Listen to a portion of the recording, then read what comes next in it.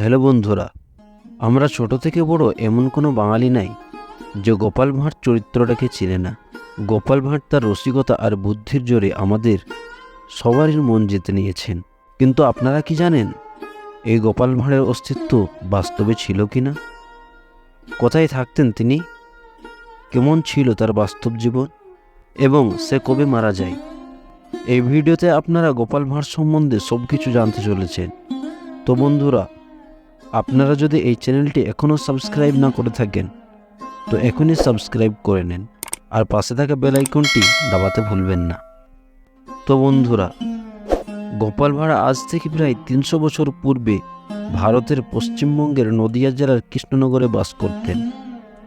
তিনিও একজন হাস্যরসিক ছিলেন। তিনার প্রখ্যাত বুদ্ধি এবং রসিকতা দিয়ে সবার মন জয় করতেন।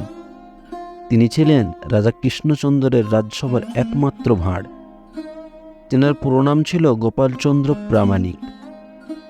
তার জন্ম নদিয়া জেলার কৃষ্ণনগরে। তার ধর্ম ছিল হিন্দু।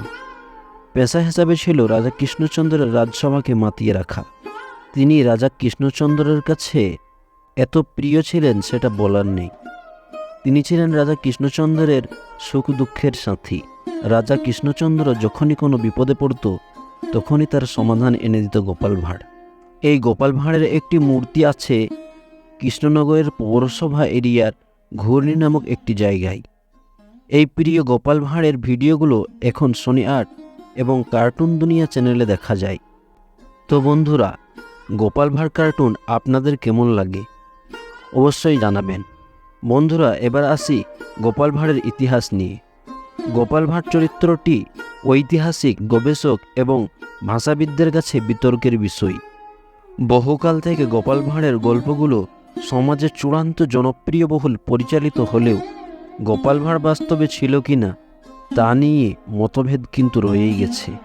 অনেকে মনে করেন গোপাল ভাঁড় নামে নির্দিষ্ট কেউ ছিল না, কিন্তু কৃষ্ণনগরের মানুষ মনে করেন গোপাল ভাঁড় নামে কেউ ছিল। তবে গোপালের কৃষ্ণনগরের বাসিন্দা বলে নির্দিষ্ট কোনো প্রমাণ নেই, আর গোপালের জায়গা জমির কোনো নথি পাওয়া যায়নি। হয়তো সেই সময় অত কাগজের ব্যবহৃত হতো না।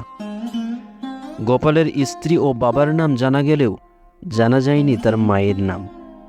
প্রখ্যাত ঐতিহাসিক ও ভাষাবিদ সুকুমার সেন বলেছেন, গোপাল ভাঁড় সম্পর্কে আধুনিক বাঙালির কৌতূহল থাকার ফলে বাস্তব অথবা কল্পিত ব্যক্তিটির যে জনশ্রুত জাতি ঐতিহ্য জেগে উঠেছে তার কারণ হচ্ছে ভাঁড় নামক শব্দটি। পক্ষের ও বিপক্ষের যাই হোক, গোপাল ভাঁড় কিন্তু আজ সবার মধ্যে জীবিত আছেন।